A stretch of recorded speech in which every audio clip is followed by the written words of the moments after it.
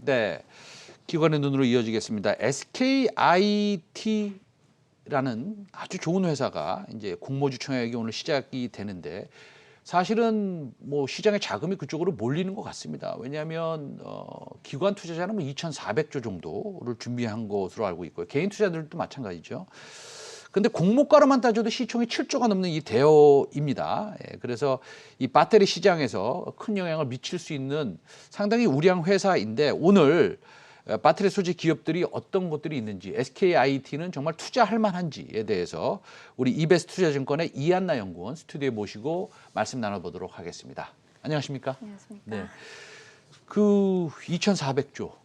그 뭐 숫자가 보도가 났으니까 네. 아마 맞을 것 같긴 해요. 네네. 그렇죠? 근데 이 항상 이렇게 2차 전지 지금 상당히 좋습니다. LG화학이 2차 전지 사업을 물적 분할하겠다고 발표했을 때 그때 한번 나오셨잖아요. 네. 예, 이제 오늘은 SKIT 공모주 청약이라도 이렇게 우리가 모셨습니다. 네. 예, 근데 이거 뭐 역대급이고요. 예, 그래서 경쟁률이 엄청난데 10만 5천 원입니다. 네. 네. 상단. 상단이 네. 밸류에이션상 네. 이거 청약해도 되겠습니까? 근데 지금 하반기에 지금 워낙 친환경 관련주들이 뭐 저희 4월에 기후 정상회의도 있었고 5월에 저희 탄소 중립위원회 또 들어올 테고 그리고 6월에는 뭐 EU에서 탄소 국경 조정세 그거 법안 상정까지 되면은 친환경 관련주들이 굉장히 하반기에 좋을 것 같아요. 지금 공매도 때문에 좀 여러모로 지금 압박을 받고는 있는데 그럼 이런 상황 속에서 청약을 해야죠. 사실 사실 청약은 들어가야 맞는 거죠. 네. 네. 그러면은 제가 뭐 이런 말씀 한번 여쭤보는데 그냥 사견을 여쭤보는 겁니다. 그러면 네. 돈이 이쪽으로 많이 쏠리지 않았을까요, 요즘에? 엄청 많이 쏠렸죠. 네. 이미 경쟁률도 뭐 기관 경쟁률 같은 경우에도 뭐 SK 바이오사이언스가 엄청 막 경쟁률 높다 해서 뭐 1275대 1인가 뭐 그 정도 되잖아요. 근데 지금 1882대 1 최고치 찍었습니다. SKIT가. 알겠습니다. 근데 이 배터리 분리막 만드는 회사고 다른 것도 좀 하더라고요. 분리막만 하는 게 아니라. 근데 주로 분리막 좀 하는 것 같은데 네. SKIT가 점유율 1위입니다. 근데 이게 이 회사가 당연히 기술력이 좋겠죠. 근데 여쭤보고 싶습니다. 기술력이 어떻습니까? 습식 분리막 쪽에서 이제 글로벌 1위라고 보시면 될 것 같고요. 최근에 또 워낙 증설을 많이 했기 때문에 1위이기도 하다. 그렇게 보시면 될 것 같아요. 그래서 분리막 쪽에서는 기술력이 있긴 있습니다. 정말 있긴 있는데 이제 그들이 내세우는 기술력이 사실 기공의 견고함 그리고 기공의 균일함 이런 것들이 있거든요. 근데 이제 습식 분리막이라고 하는 거는 건식 대비해서 기공이 굉장히 균일합니다. 그렇다 보니까 저는 아무래도 이쪽 시장에서의 기술력을 판단해 주기보다는 어느 정도는 이제 균일해졌기 때문에 규모의 경제로 가야 된다. 예전에 이제 동박 때도 말씀드렸듯이 네네네. 거의 비슷한 느낌으로 분리막 쪽도 규모의 경제를 가지고 가면은 굉장히 업사이드 높을 만한 기업이다라고 보고 있습니다. 그 현대차하고요. 그다음에 뭐 복스바겐 같은 회사들, 테슬라도 뭐 마찬가지지만 자꾸만 배터리를 만드는 걸 내재화한다는 이런 그 스토리들이 많지 않습니까? 보도도 네. 많고. 그러면 이제 애널리스트 분들한테 물어보면 뭐 내재화하는 것은 좀 어렵지 않느냐. 뭐 이런 분들도 계세요. 네. 그렇기 때문에 삼성 SDI, 뭐 SK 이노베이션, LG 화학도 굉장히 좋은 회사지만 그것보다는 아무래도 내재화할 수도 있기 때문에 향후에 그러면은 이 배터리 소재 업체들한테는 이거는 뭐 문제가 없지 않느냐. 어차피 납품을 해야 A 회사에 납품하든 B 회사에 납품하든 그건 상관없지 않습니까? 그래서 배터리 생산 같은 것들을 직접적으로 한다면 그럼에도 불구하고 IT 같은 회사들, SKIT 회사 같은 들은 아직도 큰 수혜를 받을 수 있고 성장성에 문제가 없다. 그렇기 때문에 소재 업체를 좀 더 선호하는 것이 우리가 투자 전략상으로는 더 좋겠다라고 하는 얘기들이 있는데 동의하십니까?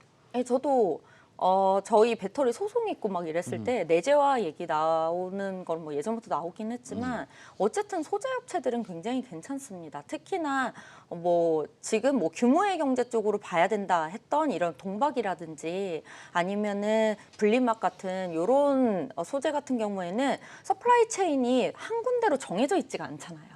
예를 들면 양극재도 굉장히 좋은데 여기는 기술적인 개발이 계속적으로 되는 거고 굉장히 여러 군데 플레이어를 가져가기보다는 어디 하나의 이제 서플라이 체인으로 많이 들어가는 경우가 있는데 이런 범용 소재들 같은 경우에는 사실 서플라이 체인들이 굉장히 다양하게 들어가기 때문에 규모의 경제를 통해서 앞으로 소재 쪽이 오히려 더 안정적이다라고 보고 있습니다.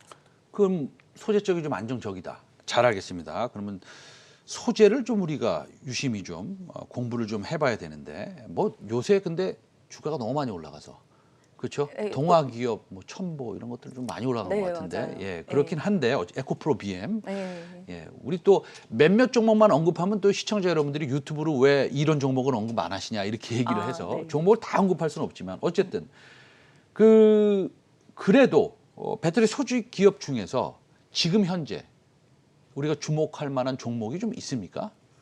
뭐 저는 좀 탑픽으로 꼽는 양극재 쪽 회사 중에서는 네. 이제 에코프로 BM을 꼽고 있고요. 아. 뭐 아무래도 기술적으로 그러니까 저는 양극재가 저희 배터리 화재 굉장히 많이 나잖아요. 그래서 화재 이슈들이 좀 있는데 양극재도 화재 이슈하고 어느 정도 연관성이 있습니다. 그렇기 때문에 우선은 지금 당장 안정성을 가져갈 수 있는 양극재 기술을 가지고 있어야 된다. 그걸 첫 번째로 보고 있고 그리고 이제 두 번째로는 저희 소재 같은 경우 좋긴 좋죠.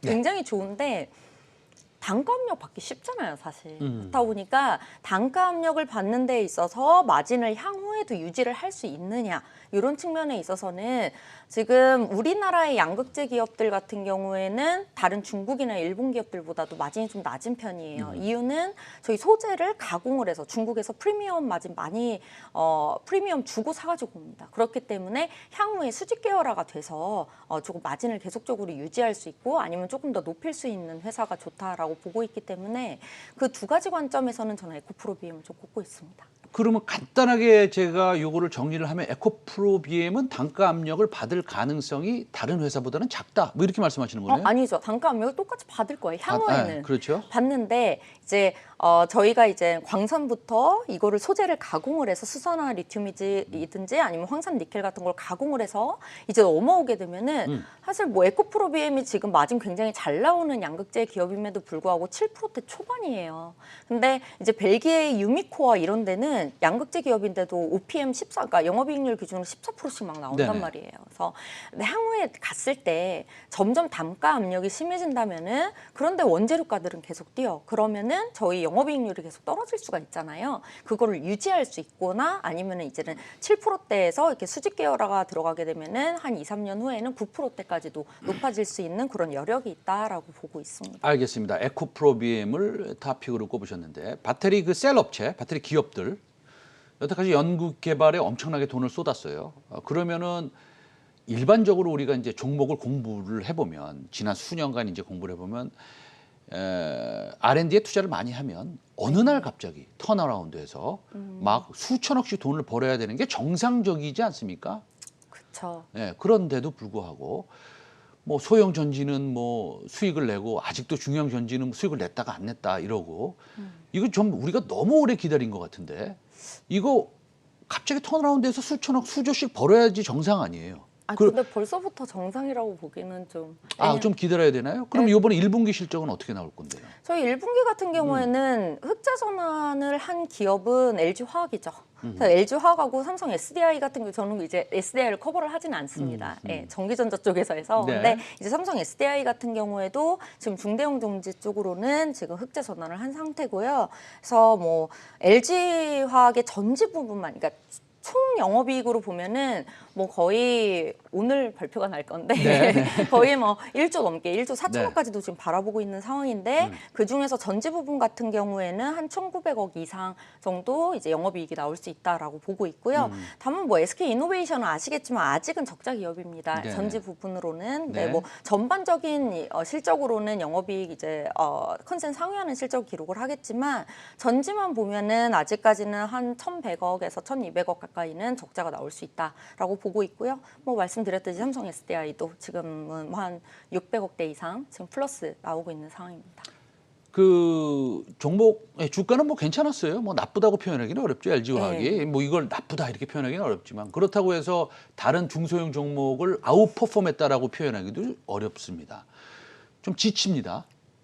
언제부터 모멘텀이 생기겠습니까? LG 화학이요. 네, LG 화학. LG 화학은 좀 이렇게 보셔야 될 것 같아요. 네네. LG 화학 같은 경우에는 연내든 아니면 내년 초든 IPO가 기다리고 있잖아요. 네. 에너지 솔루션 IPO가 네. 기다리고 있으면은 네. 지금 주가의 방향성이 좀 반대로 갈 여지가 있다라고 보고 있기 때문에 지금 뭔가 신규 매수세가 들어오기가 애매한 구간이라는 아하, 거죠. 그래서 네. 뭐 그렇다고 빠지거나 안 좋다 이런 이야기는 아니고 실적은 계속 좋겠지만 신규 매수가 들어오기는 조금 애매모호해서 사실 저는 LG화학 쪽에 그래도 퍼포먼스가 좋은 회사이기 때문에 투자를 해준다면은 오히려 지금은 괴리율이 굉장히 많이 벌어진 LG화학 우선주 쪽이 오히려 조금 더 안정적이다. 저는 이렇게 보고 있습니다.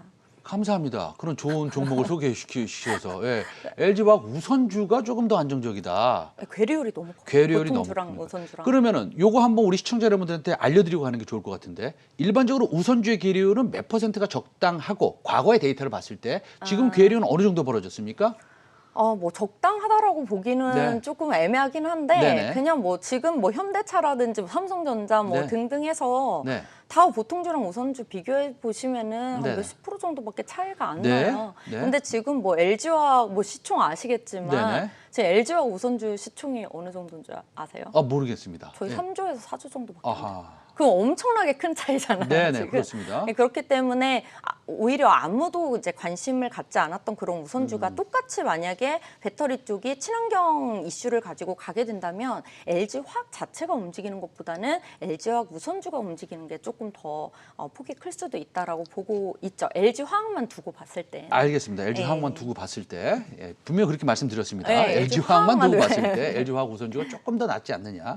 알겠습니다. 그럼 오늘 에코프로비엠은 조금 마진이 향상될 수도 있고 그래서 그 중에서는 좀 탑픽으로 가져가시는 거고 그다음에 LG 화학은 아무래도 이제 LG 에너지 솔루션이 뭐 IPO를 하니 엄청나게 큰 모멘텀은 없을 수는 있어도 만약에 거기서 고른다면 LG 화학 우선주가 좀 낫겠다. 이렇게 말씀하셨네요. 네, 셀 쪽에서는 뭐 LG 화학 쪽을 보면 LG 화학 우선주, 안 그러면 이제 뭐 SK 이노베이션도 굉장히 모멘텀 잘 받을 수 있죠. 알겠습니다. 오늘 이한나 이베스트 투자증권 연구원이었습니다. 오늘 말씀 감사합니다. 네, 감사합니다. 네.